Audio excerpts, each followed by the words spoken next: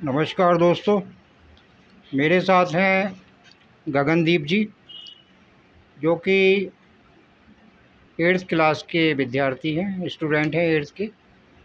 और आपने संस्कृत सब्जेक्ट में, संस्कृत विषय के रूप में कई सारी प्रतियोगिताओं में भाग लिया और प्रथम स्थान प्राप्त किया है।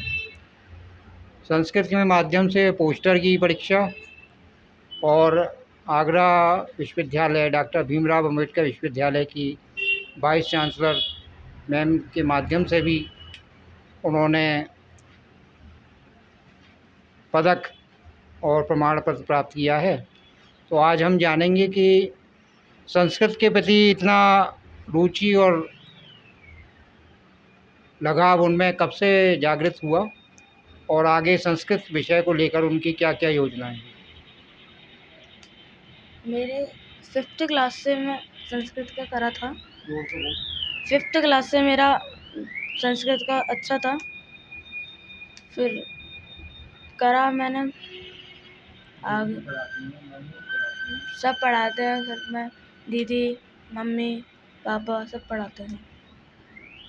फिर स्कूल में भी टीचरों ने कही थी, फिर हमने करा था, मैंने भी मैं करा फिर मैंने।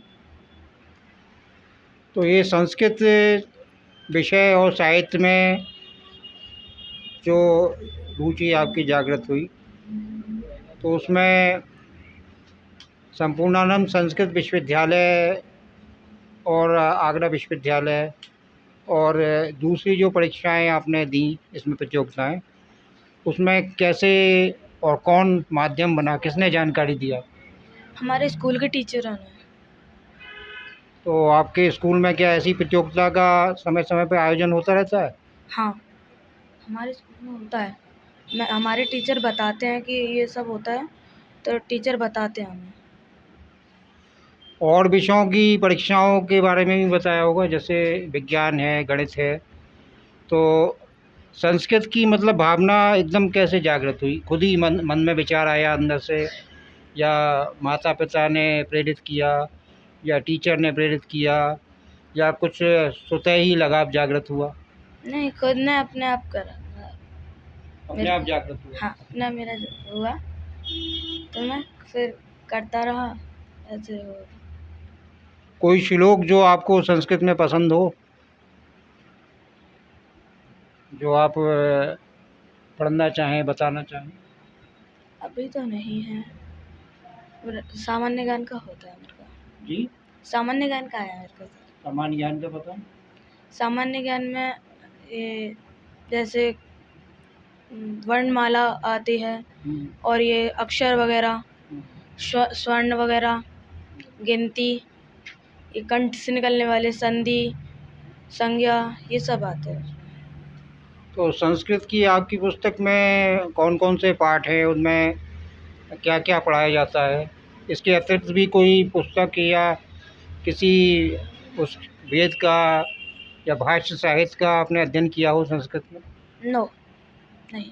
श्रीमद् भागवत गीता की मूल प्रतिलिपि का संस्कृत का, या और जो हमारे सनातन संस्कृति से संबंधित जो संस्कृत की ग्रंथ हैं, उनमें से किसी का, रामायण का, महाभारत का? नहीं।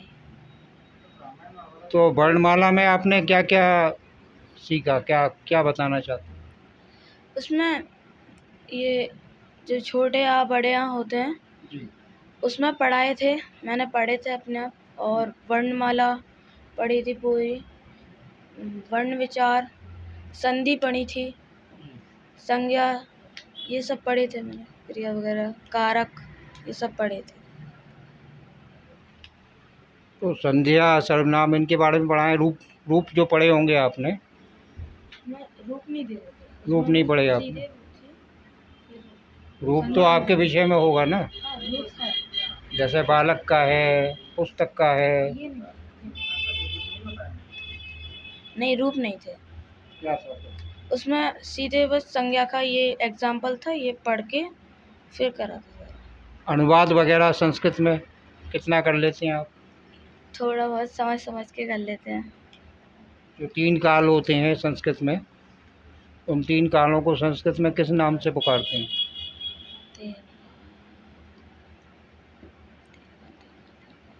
इंग्लिश में प्रेजेंट, पास्ट, फ्यूचर बोलते हैं, हाँ। तो उसे संस्कृत में क्या बोलते हैं? वर्तमान, भविष्यत काल और वो भूतकाल। हमारे रूप भी तो उसी पे आधारित हैं। रूप का क्लास के कोर्स में नहीं है रूप का, तो कौन कौन से आपने पढ़े, सीखे, याद करे? उसमें मैंने ये तो नहीं पढ़े, मतलब उसमें पढ़ाए नहीं थे जी। मैंने। ये सारे मतलब भविष्यत काल और ये सब मैंने याद कर लिए थे इनके, ये हमें उससे ही सिखाया जाता है, तो हमने याद करे हुए हैं मेरे को। तो जो याद किया उसमें से कुछ 1-2 पंक्ति आप सुनाओ। पोएम नहीं थी इसमें, सामान्य ज्ञान का था, तो इसमें एक पेपर दिया था, उससे याद करके जाना था।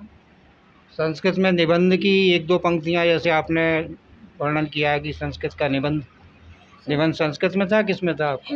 हिंदी में। तो क्या निबंध था, उस विषय, संस्कृत के विषय में था या किसी और विषय के बारे में था? उसमें क्या लिखा आपने, उसके बारे में बताएं।